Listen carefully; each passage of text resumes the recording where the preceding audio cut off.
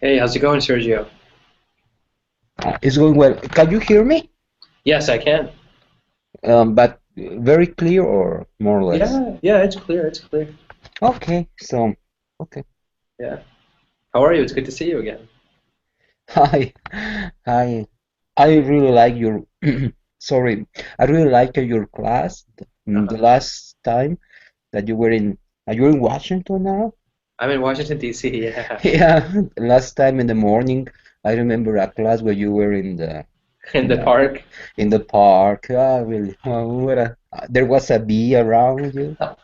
Yeah, that was a disaster, Sergio. I was that bee was messing with me the entire class, it flying in front of my face, flying this way, flying that way, and I was trying to make sure my laptop didn't die, and it was just another level of frustration for me. Oh, it was such a cool class because usually in Colingo teachers are more, the same setting, Uh-huh. the same scenario, and you were there. Just I really love that bee story, and yeah, I think that little by little people we are going to get used to more, let's say more. How do you say in English? More casual ways to speak. Uh-huh, definitely more cultural ways to speak. Yeah, yeah. More more common ways to speak, more colloquial ways to speak, right? Yeah. I'm gonna try doing this, Sergio. And even when I'm home, I tend to just have my basic background. I'm still in a library right now, so this is Hmm. a very boring background. I'm still in Washington, but this is a very boring background. But yeah, that's really good for me to know. What I can do is, my city, it has a lot of beautiful parks, a lot of beautiful areas outside. Um, there's a very nice university, some great scenery. I can start doing that just so that people are more so that it's more interesting, it's more colorful to be in the class doing that. Yeah. Yeah, and usually we have this kind of, you are the teacher, we are the students. Uh-huh. Um, you like history, and even if we don't like it or not, Uh-huh. still, and yet I don't say that we are intimidated, but in some way we respect a lot of people from come that come or speak from the States, it's English and everything. So, Uh-huh. I mean, I think it's good to see you in another environment. Really, um, Mexico, um, we have this strange relationship with the States Uh-huh. because we know that we depend from the States in our economy. In but at the same time, we are very independent in some ways. Let's say in some ways, we speak another language, we have our culture, and etc. Yeah. But for us, States is something, it's like a big brother for us. Yeah. I can definitely agree, Sergio. I mean, even my personal background, I have a lot of different, pieces of kind of identities. I was born in Saudi Arabia, but my family is from a small country called Bangladesh, I know that. So Bangladesh, yeah. Saudi Arabia doesn't have any worth. I have no worth in Saudi Arabia. If I cannot return to the city I was born in unless I have a visa, unless I have a sponsor, because different rules, I mean, in that country, if you are born in Saudi Arabia, it doesn't matter. Your father has to be a Saudi, your grandfather has to be a Saudi in order for you to have citizenship. So I gained the citizenship of my parents, which was, they were both from Bangladesh. Um, and then when I was young, I came to the United States. So, now I'm American. I've definitely had a very American upbringing, but I'm very aware of all the different issues that the United States deals with, that Americans deal with when they go overseas. Having traveled, I mean, everywhere that I could get a chance to travel, I've seen that big brother relationship, like you're saying, and it's a love-hate relationship. Many countries really respect Americans who Hmm. can who can who can look them in the eye and say, yes, we know we have problems in the United States, but we are trying to stop being so intimidating, stop being so such a. I mean, we don't want to take up all the world's attention. You know, we are just one other. We're just another country. You know, and I think this applies more to our neighbors, more to Mexico, more to Canada than it does to India or these other countries, China. But I think I have hope because a lot of the American students that I know, they are really committed to understanding more about the world. I think the internet is helping tremendously with that, right? Traveling across the world, visiting different countries, learning different languages, is really helping. So my hope is this generation, my generation, will be able to make more changes in that field as opposed to my parents' generation, who are the age before the internet, I should say. But I And completely yeah, go ahead, Sergio. yeah, and people as you as very well because I know the way you speak, the way you talk, the because I'm also a professor of history, and I read history in French because I studied in France. I was 2 years of my life I spent in France. I was studying in France, not in Paris, but in Toulouse, is in the south. So I speak French. I speak just French and Spanish, little Portuguese because of Uh-huh. my wife. She's Brazilian and English a little bit. So, but people like you, very well educated people, the word that you use is not very. Um, I mean, I don't want to say, but and you use very, very precise words. The way you speak is a very well educated man. So, and you have this background that you have told me about your parents, Uh-huh. and you come from the north of India, Bangladesh, Exactly. of course, and then all of your parents came to the States, and you are not full whole American citizen. So, but you have this background, and this generation, as you said, you say rightly, this generation, as you said, as uh, you are a product. Excuse me, the word product. No problems. That's fine. I am a product, right? You're a product, but a very learning intellectual product. You know all the problems of a third world country because you have Mhm. this, and you live in the States. So if you are now in history, I would recommend you maybe to go to international studies. Going to history, and then there are masters or PhD in international studies. So you will have because you have these two visions. Mhm. Because I don't want to talk badly about some Americans. They are so self-centered minded. And they are right. They are the most powerful um, country in the world. I mean, if I were in their shoes, of course I would be like like them or worse. Mhm. But I don't know. As you said, many countries we have this. As you resume very precisely, many Yeah. countries we have this love-hate relationship Mhm. with the states. What do you think about? Absolutely. I could not agree more, Sergio. I'm actually extremely surprised at how precise your observation is. I am in Washington, D.C. this week specifically to look at programs for international relations. So Oh God! yeah, yeah. Right now, I am sitting in the library of Georgetown University. Wow, It's this at is this is the yeah, best ones. This is the best ones. exactly. So I was just earlier today, I was on this campus. I was talking to some students who are currently studying international affairs, foreign relations, things like that, to see, what the opportunities are.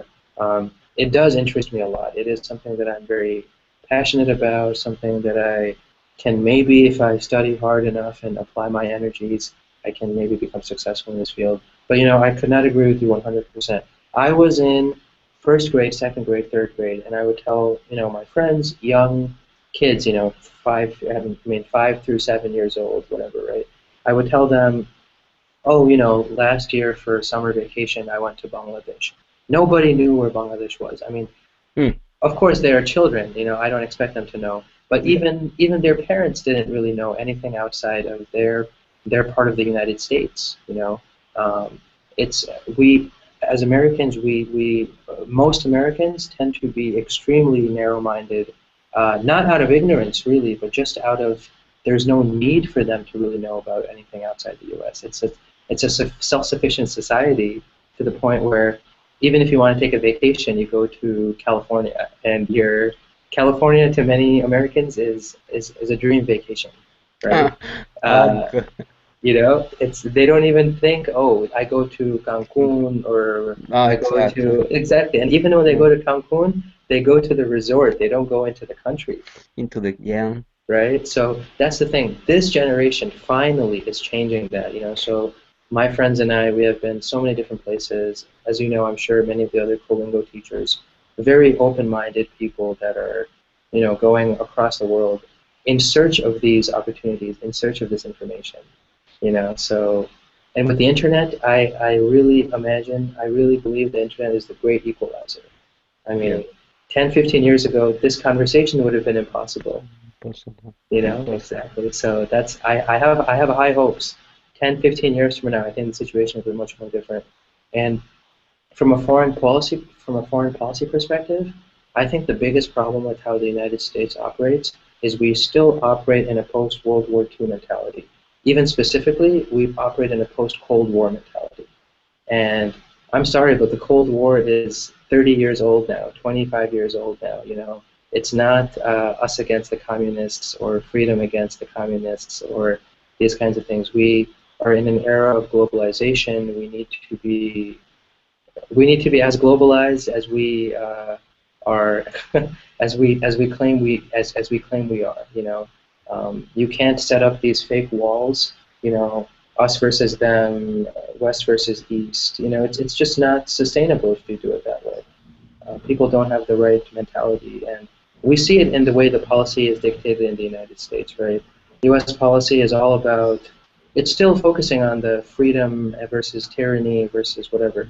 If you educate people, if you change people's mindsets, we can improve society all across the world. It doesn't have to be through war or through forcible, actions. It can just be through, education. I mean, this is what we're doing right now. We are educating each other.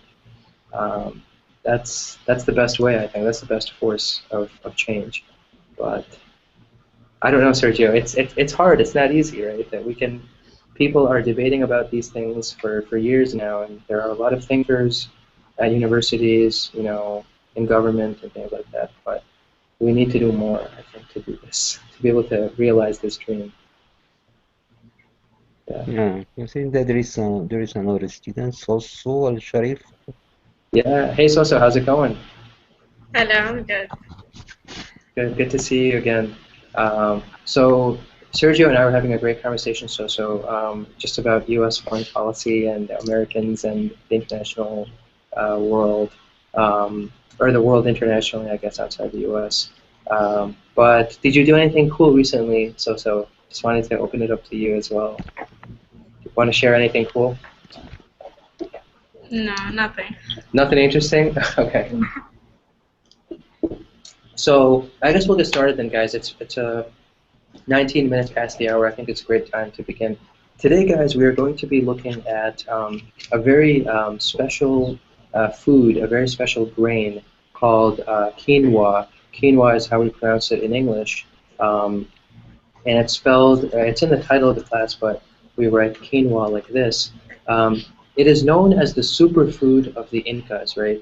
The Incas were a civilization in pre-Columbian South America, roughly in what is today the country of Peru and also Chile and Colombia.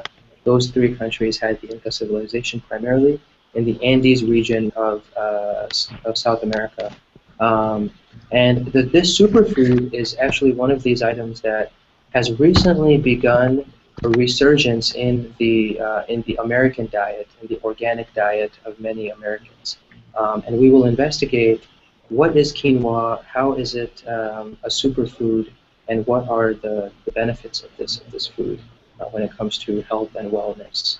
Um, Before we get to that, guys, I want to quickly focus on the grammar piece of our lesson today. So we are talking about a tense that is a little bit complicated at first glance. The future perfect tense in English, I've mentioned this in other classes as well, it's not very often used in normal English conversation, in colloquial English conversation.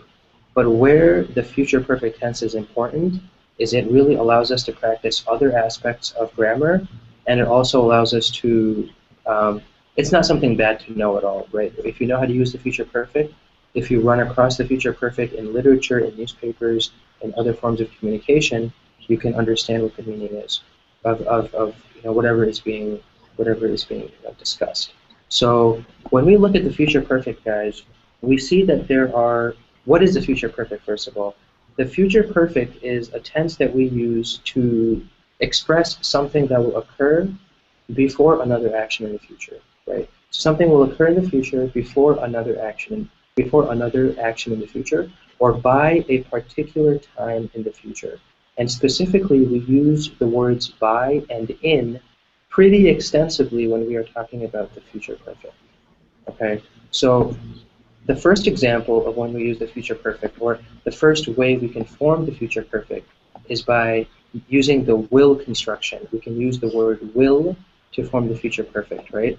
And the will construction, the formula is as follows. We start with will, a subject, and then will or will not, then the word have, and then a past participle, right? So for example, I will have completed my assignment by 7 o'clock, right? So we use by to indicate that point in time in the future. In this case, a deadline, right? We use by when we're talking about deadlines. I will have completed my assignment by 7 o'clock at night, right? So this is the first construction, will plus have plus a past participle. The second construction for the future perfect is if we use the going to construction. Instead of using will, if we use going to, right? So we say, for example, this is a little bit different because we also have the verb to be, which is I am, you are, he is, she is, we are. So you have the verb to be, plus you say going to have, and then the past participle. So in a similar example, I will have completed my assignment, by 7 o'clock. I am going to have finished my assignment by 7 o'clock, right? Same idea, just two ways of saying the exact same thing. Um, any questions, guys, about the construction of the future perfect in these two forms? I was in another class. I don't remember with whom, but it seems to me that this is one of the teacher said that this was maybe the most one of the most difficult tenses in English, and people they don't use them very. Absolutely. Absolutely, Sergio. I think you hit the nail on the head. This is something that when I first reviewed this lesson, when I was first looking at it, I said to myself, do I even say this? I cannot recall any time in normal conversation that I say to my friend, I will have completed something, I will have done something by a certain time.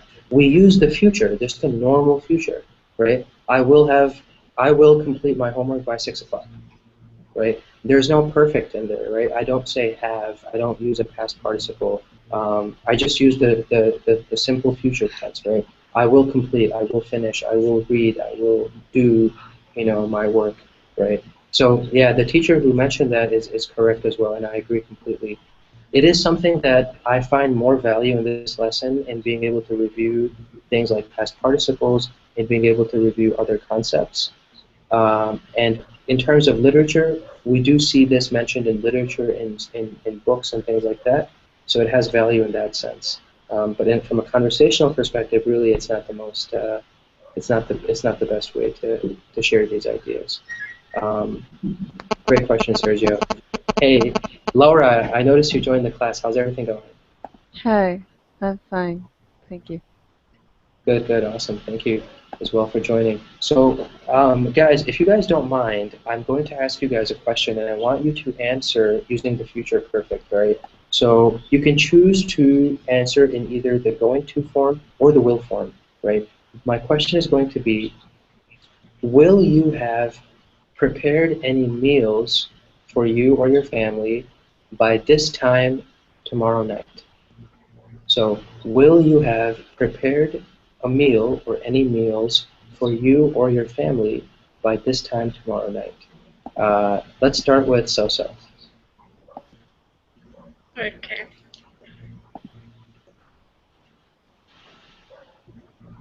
Okay, I will not have prepared any meals by this time tomorrow.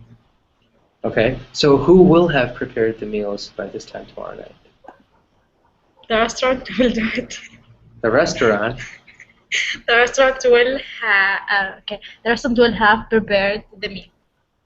Okay, Right. by this time tomorrow night, right? So that means you don't cook. Occasionally. Occasionally, okay. Good, good, good. Good to know, good to know. Sergio, what about you? Will you have prepared any meals for your family by this time tomorrow night? Yes, I would have prepared some meals for my family at this time tomorrow night.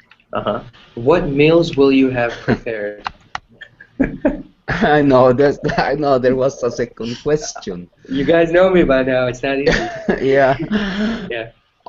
I would have prepared scrambled eggs with jam for Uh-huh. my family tomorrow evening. Fantastic, right? Just remember, Sergio, one thing, it's I will have, right? Not I would have. So you want Okay. to make sure, yeah, I will have because it's the will construction. So you can Okay. say, you can either say will or you can say I am going to have, right? So I will have or I'm going to have. Okay. Okay. Yeah, fantastic. Good job, though, besides just that little thing. Mhm. Laura, what about you? Will you have prepared a meal for yourself or for your family by this time tomorrow night? I will have already eaten at this time tomorrow night. I will have it readied. Already eaten? Oh, you will have already eaten by this time tomorrow night. Okay, Mm-hmm. fantastic, fantastic. So I will have already eaten by this time tomorrow night. So who will have prepared your meal if you have already eaten? So my mom will Okay, have already prepared. Will have prepared the dinner for tomorrow night. fantastic. My mother will have prepared the meal or our meals by this time tomorrow night, right? So we got two people here who don't cook, and we have Sergio who cooks like me, just like me. So we are equal then. We have two who cook and two who don't cook, which is great. It's good to know, guys. Good to know. I like to learn about my students, and I feel that we are a community of really cool people. But anyway, it's interesting because we're going to talk about quinoa today, and quinoa maybe is something that I would enjoy cooking, but I haven't actually tasted it yet. So anyway, guys, so looking at will, and going to, right? So these are the two examples of future perfect. I want to just mention one other thing about future perfect before we go to the article about quinoa, and that is the difference between by and in, right? So when we focus on by and when we focus on in, if I say, for example, I will have prepared something by tomorrow night, right? By is indicating that it's a deadline, right? By means that you will have whatever you're talking about, you will have done, finished, accomplished, prepared, whatever, no later than that time, right? So that is the deadline. So if I say I will have my homework done by tomorrow night, then tomorrow night, or let's say by 7 p.m. tomorrow night, then that means at 7:01 that task must be finished, right? It's a deadline. However, if I use in, then I am talking about a duration of time, right? It's not as specific as if I use by, right? So if I say I will have prepared my meals in a few hours, right, or within the next few hours, or in a few hours, all that means is that it's not as specific. So it could take 2 hours, it could take 3 hours, it could take 4 hours, but I will have done my task within the next however many hours or within that frame of time, right? It's not as specific as with by. So that's something important to keep in mind. And then the very last thing that I think is important to know is if we use certain phrases in English, okay, there are certain phrases that we use in English that are called time phrases, right? So, or I should call them time expressions, actually. When we have these time expressions in a sentence, right, we have a little bit of a interesting situation. So these words that I just pasted in the chat window, when, while, before, after, by the time, as soon as, whatever.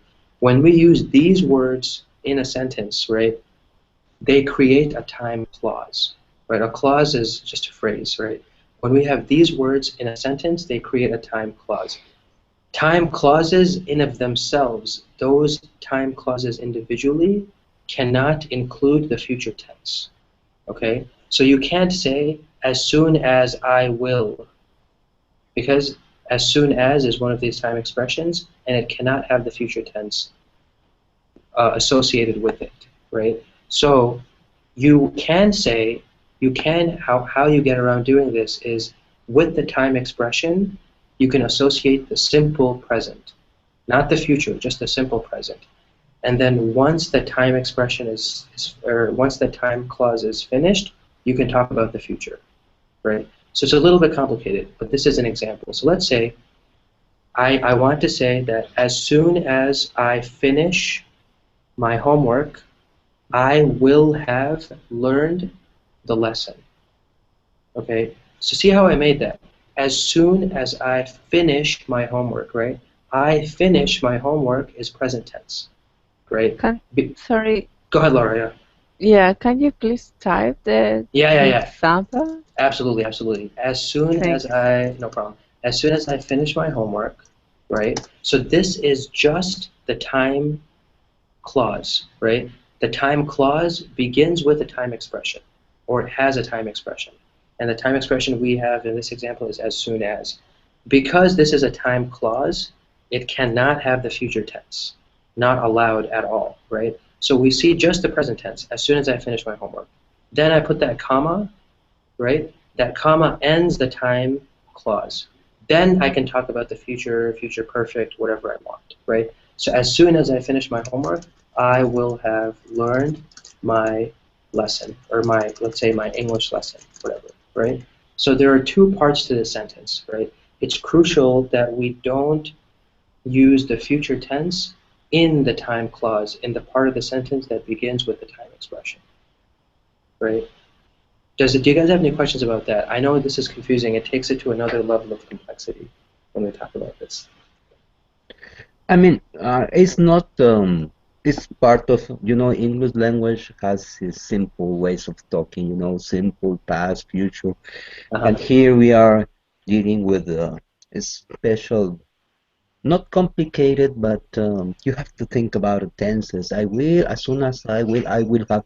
So it's very interesting. I mean, but no questions at all. But I think it's I need some time to digest it. Absolutely, absolutely. Trust me, Sergio, we do as well. Like if I were to present this lesson to a native speaker, they would say, "What? Do we say this?" They would be surprised as well.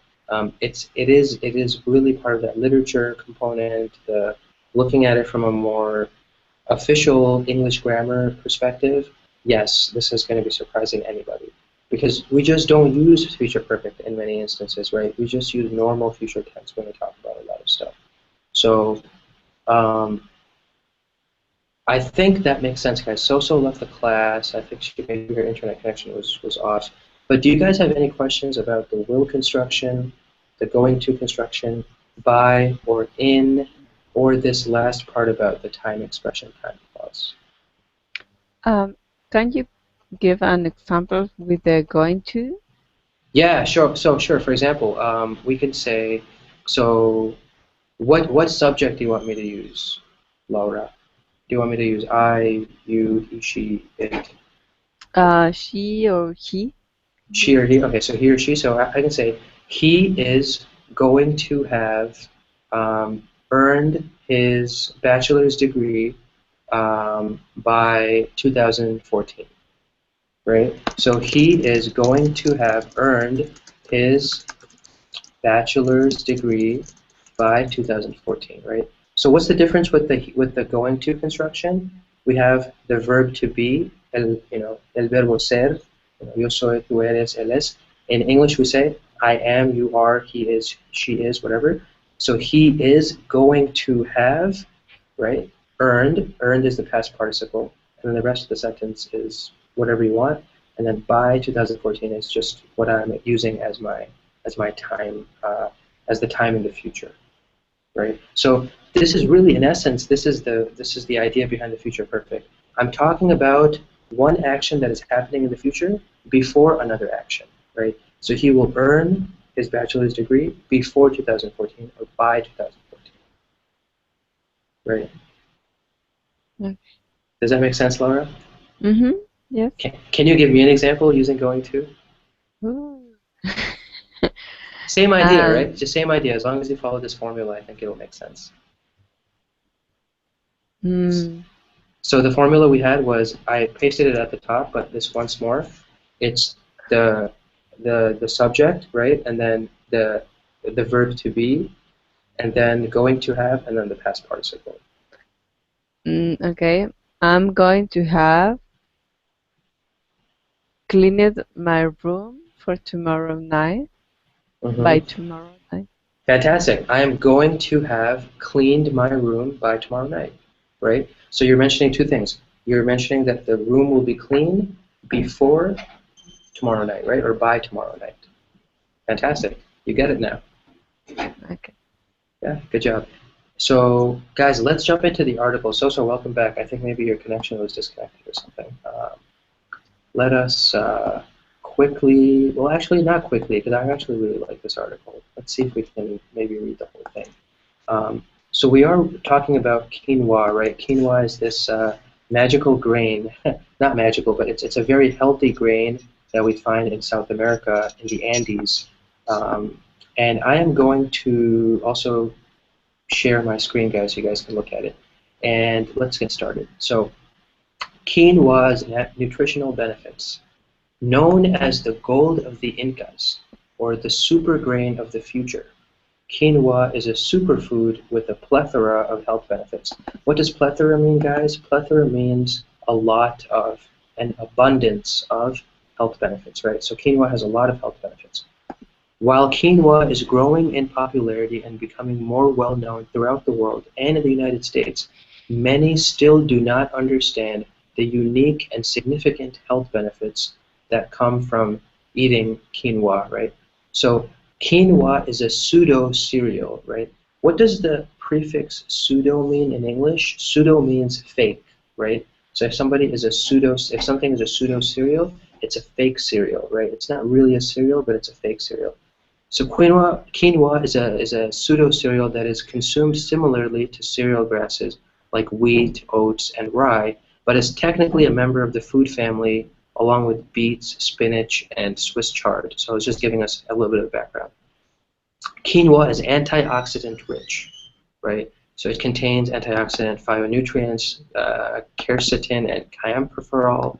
I don't really know what these mean. I'm not a chemist, but this can promote tissue growth and aid in tissue repair, as well as fight off disease and infection, right? So antioxidants are very good for the body. It's also very high in protein, right? So it says here that quinoa, this superfood, contains all 9 amino acids, right?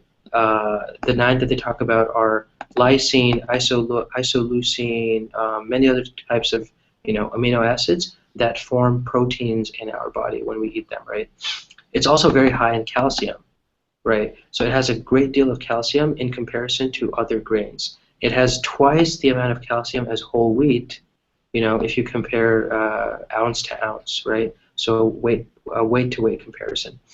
It is also very high in fiber, right? So fiber helps you lower cholesterol and can help you lose weight in a healthy way. They made a mistake. Lose only has one O in this case, but it helps you lose weight in a healthy way.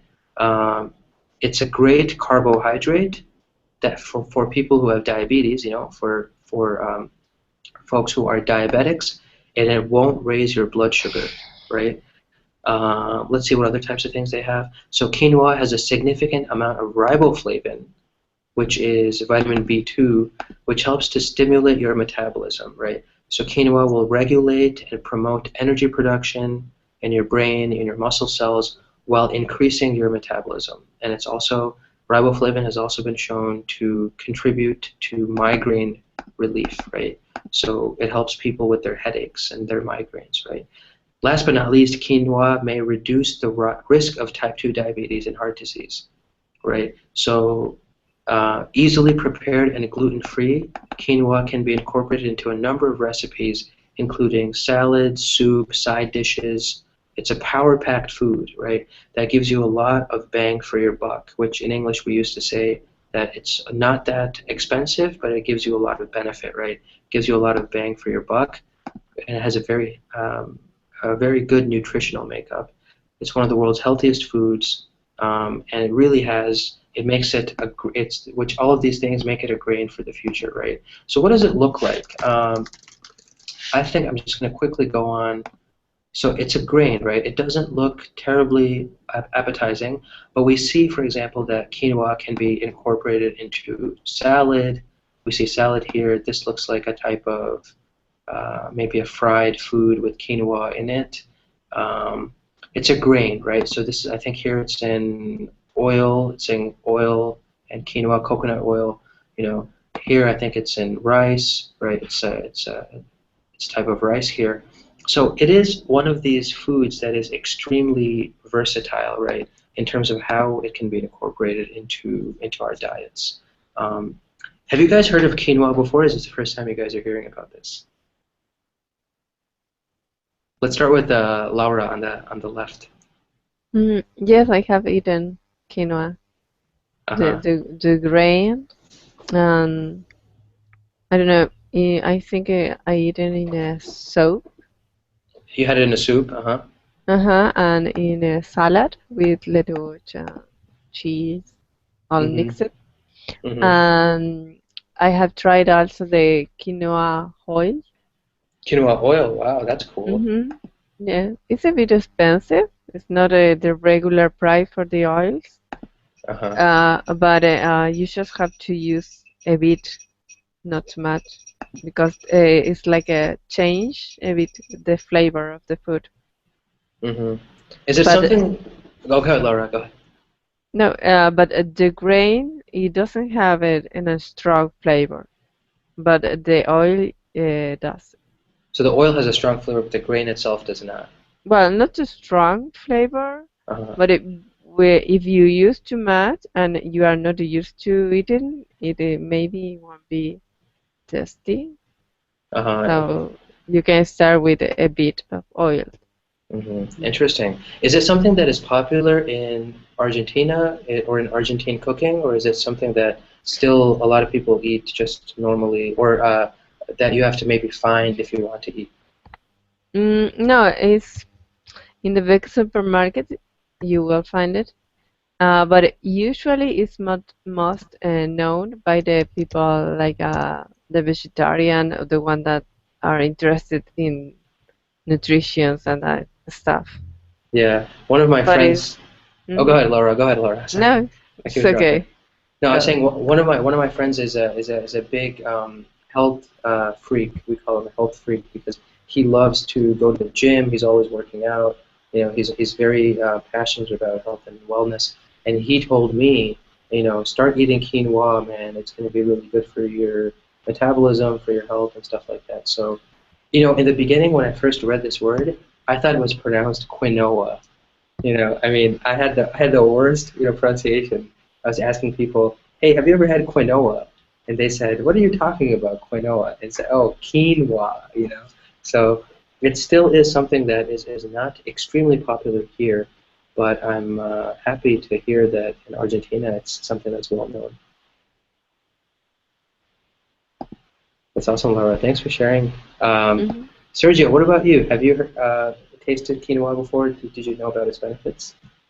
No, I haven't tasted quinoa in my life, but I haven't heard because I'm like a not vegetarian, but I like eat a lot of vegetables and fruits. Uh-huh. So I have heard about quinoa, and I know, as Laura said, that here in Mexico, in some vegetarian food food food stores, Uh-huh. they sell quinoa. Yeah, they sell quinoa, but I haven't tasted. I haven't tasted. Yeah.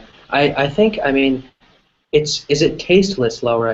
Does it? I think it adds its texture to food, but maybe itself it doesn't have that much taste. Is that true? Or does it Mm. have a taste that is noticeable? Can you notice its taste like rice or bread, has a special taste? Is quinoa the same way or is it It's different? like the, I know how is in English the word is sesame.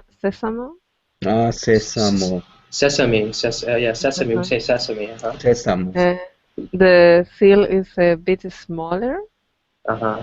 just a bit smaller, but it's a kind of the flavored sesame. Yeah. Uh-huh. That's interesting. To me, when I first saw quinoa, guys, I thought it looked like couscous. Like a small grain that you boil with food or something. I've had couscous before, but I didn't realize quinoa was going to be such a, at least look so similar for me at least.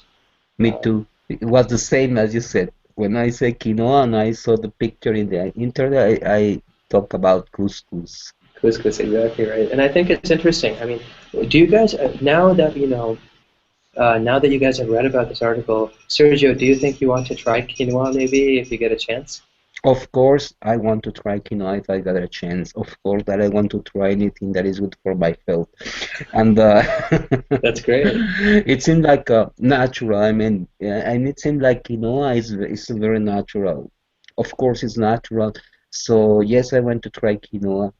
And here in Mexico, we have different natural things that help you to um, this, let's say, to energize your body. So yes, I like to try different things, natural things that help me to be more of it. Yeah. No, that's awesome. I was surprised at how supercharged this food is, and it's one of these things that I think in the United States we are seeing. There is a very big culture of weight loss and eating healthy and eating right. I'm sure it's the same in other countries as well because we have the fast food epidemic and people are eating so unhealthily these days. But it's one of these things that I think is, do you think, Sergio, for example, is quinoa growing in popularity in Mexico, or is it still one of these fringe foods that the people that are crazy about health eat more?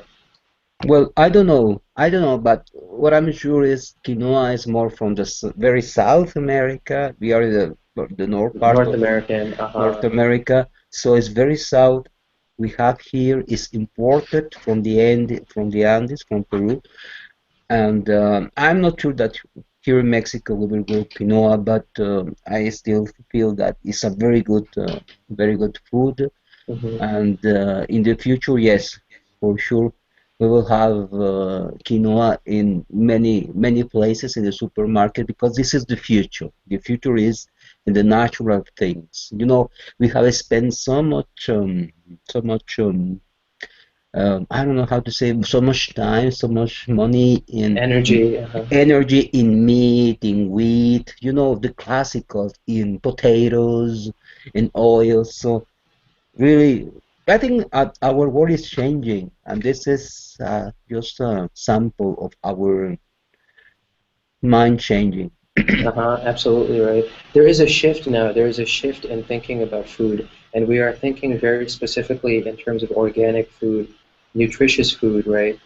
It's something that is becoming more popular in the U.S., and I think as a result, maybe its popularity will also increase here.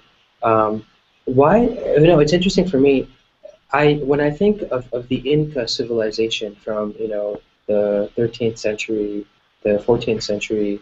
it's surprising for me because these guys they lived in the high Andes in the mountains, right?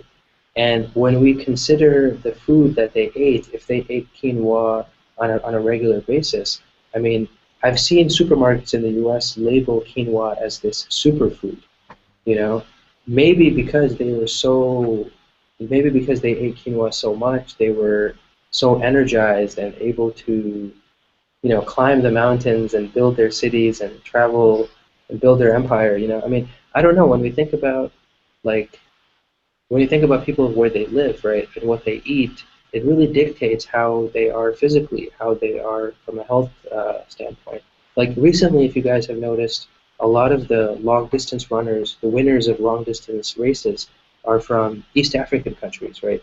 Ethiopia and Kenya specifically. And these Ethiopian guys, when they start, they live in the high plateaus of Africa, right? So the air is thinner when you go higher, and so they actually have more. Their red blood cells can carry more oxygen, right? Because they live at a higher altitude, and maybe their diet. I mean, these are some of the most healthy people you could ever imagine, right? They're always running, extremely, they're in extremely good shape. They're very talented, very athletic. I don't know. Maybe, I mean, because I'm a historian, Sergio knows about this as well. Maybe the secret to the Incas' diet was quinoa. The success of their empire and their army. Their physical strength and their civilization could be because of quinoa. I'm not sure. What do you guys think? I think it's a mix of things. Uh-huh.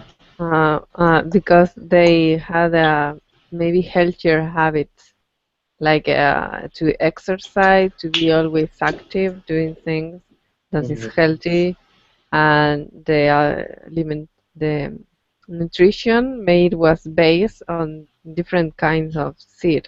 Maybe I don't know, quinoa, sesame, other maybe a lot of vegetable fruits. I know that they eat a lot of potatoes Hmm. and um, I think it's a mix of things. And maybe they live more outside in the natural places, and that is healthier for you to be in contact with nature. And I think it's like a group of things that if you want to be healthy, you have to think about all the aspect of your life, not just the nutrition, the alimentation. Uh-huh. Absolutely. Sergio, what do you think? I totally agree with Laura. No, she's yeah, very wholesome when his ideas. I totally agree with her because, as she said, it's a mixture. We can say that just was quinoa, it was potatoes because remember we have to remember that potatoes come came how do you say came from this part of the world. Came from this part of the world, uh-huh. Yeah. Potatoes are from Peru, from the Andes. So, but also I have to say that also it was the cola, the cola leaf that where it extracted the cocaine out. Hmm. So they used to. I think that they how you say in English? I don't know. They smash leaf coca They chew, maybe they chew the leaves, right? Or they, the coca leaf uh-huh. the leaves. So and people I've never been to Peru, but people that I have some friends that been there, and they told me that when you arrive in Peru airport in Quito, I don't know, they say that they offer you a tea of coca leaf, Hmm. cocaine leaf, and because it's very high, so and you feel very well. And then when you go to Machu Picchu, it's a old city. They offer a big jar of 1 liter of cocaine tea. Hmm. So you feel very well. They say, Sergio, I never feel the high altitude. I feel so well. So I think it's a mixture of good health, as Laura Hmm. said, and I don't know. I think they were they have more wisdom that we have now. They knew how to maximize their natural ingredients, in order to help their health and help them lead healthy lives, right?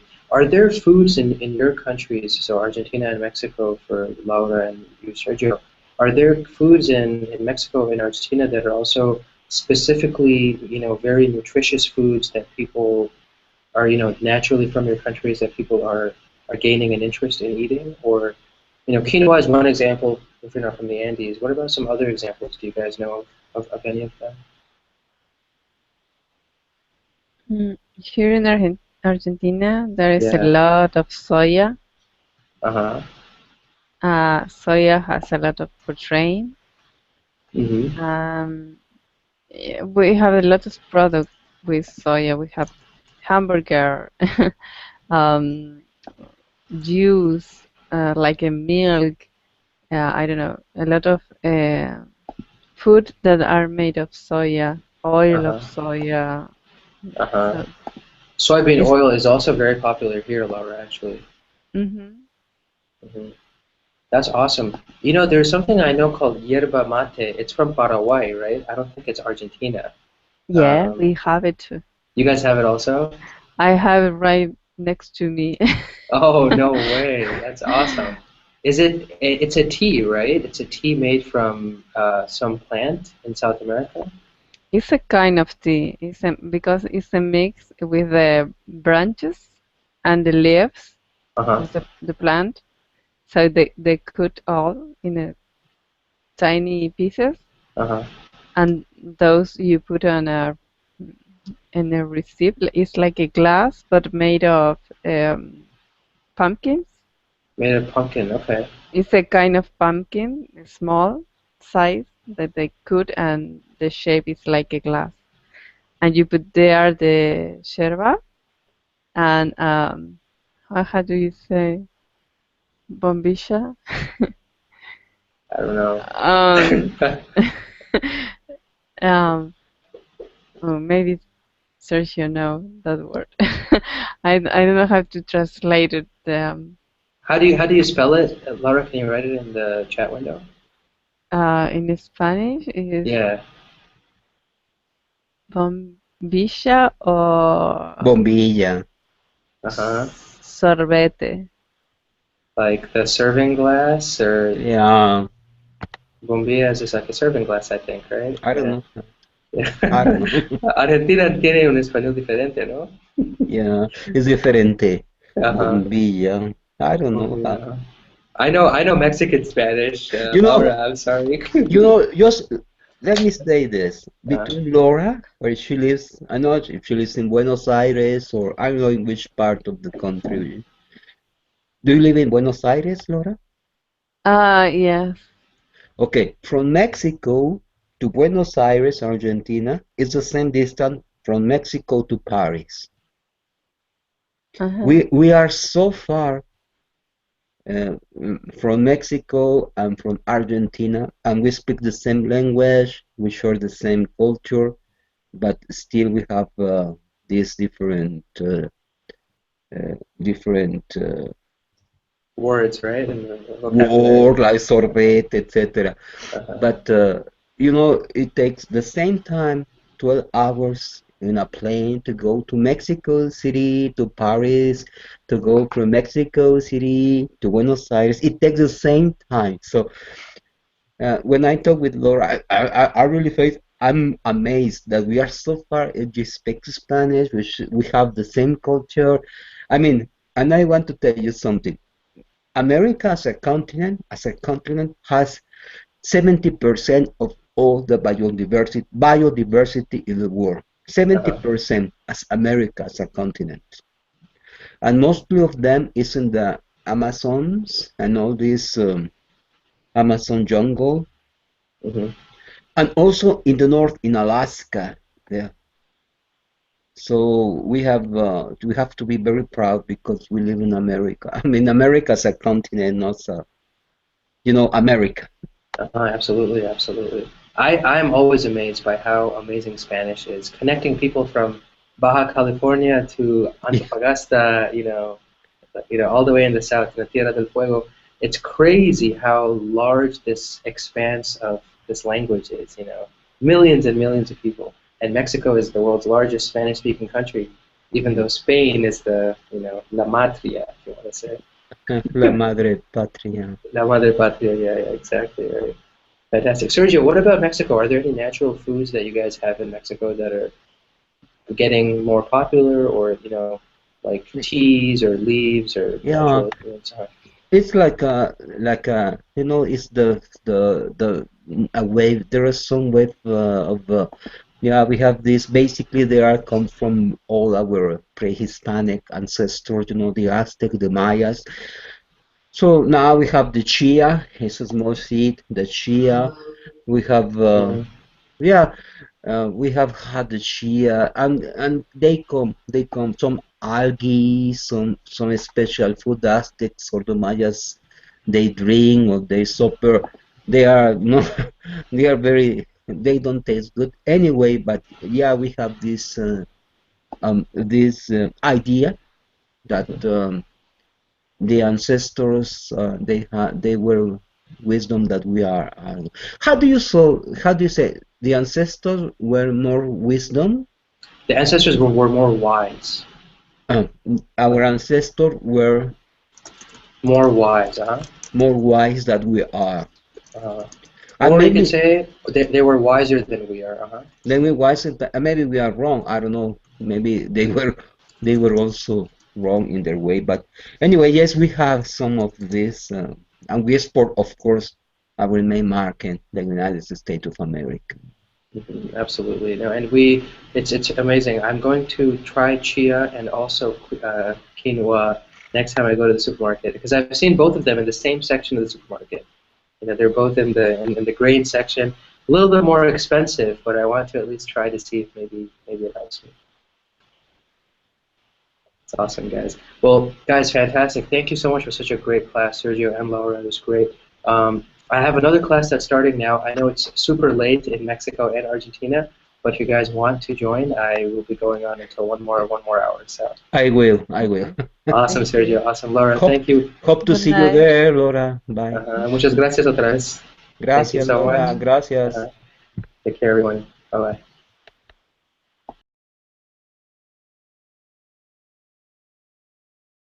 But very clear or more or less? Yeah, yeah, it's clear. It's clear. Okay, so okay. Yeah. How are you? It's good to see you again. Hi, hi. I really like your sorry. I really liked your class the Uh-huh. last time that you were in. Are you in Washington now? I'm in Washington, D.C. Yeah, Yeah, last time in the morning, I remember a class where you were in in the the park. in the park. Ah, really? Oh, there was a bee around you. Yeah, that was a disaster, Sergio. I was that bee was messing with me the entire class. It flying in front of my face, flying this way, flying that way, and I was trying to make sure my laptop didn't die, and it was just another level of frustration for me. Oh, it was such a cool class because usually in Colingo teachers are more, the same setting, Uh-huh. the same scenario, and you were there. Just I really love that bee story, and yeah.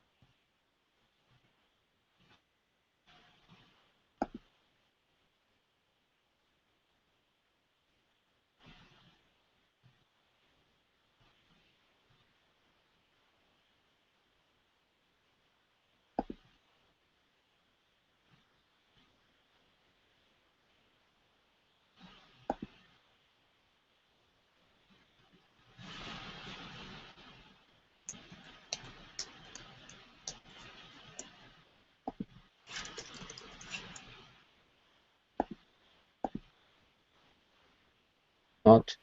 Uh-huh. Still, mm, and yet, I don't say that we are intimidated, but in some way, we respect a lot of people from come that come or speak from the States, it's English and everything. So, Uh-huh. I mean, I think it's good to see you in another environment. Really, um, Mexico, um, we have this strange relationship with the States Uh-huh. because we know that we depend from the States in our economy. In but at the same time, we are very independent in some ways. Let's say in some ways, we speak another language, we have our culture, and etc. Yeah. But for us, States is something, it's like a big brother for us. Yeah. I can definitely agree, Sergio. I mean, even my personal background, I have a lot of different, pieces of kind of identities. I was born in Saudi Arabia.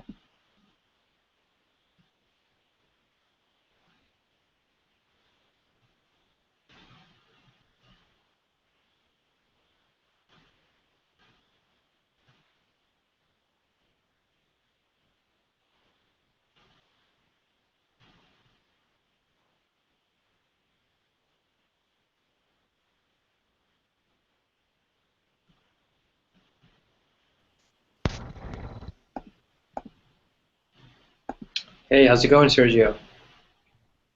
It's going well. Can you hear me? Yes, I can.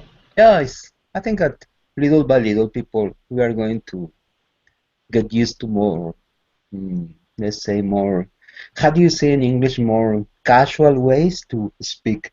Uh-huh, definitely more cultural ways to speak. Yeah, yeah. More, more common ways to speak, more colloquial ways to speak, right? Yeah. I'm gonna try doing this, Sergio. And even when I'm home, I tend to just have my basic background. I'm still in a library right now, so this is Hmm. a very very boring background. I'm still in Washington, but this is a very boring background. But yeah, that's really good for me to know. What I can do is, my city, it has a lot of beautiful parks, a lot of beautiful areas outside. Um, there's a very nice university, some great scenery. I can start doing that just so that people are more so that it's more interesting, it's more colorful to be in the class doing that. Yeah. Yeah, and usually we have this kind of, you are the teacher, we are the students, Uh-huh. and you like history, and even if we don't like it or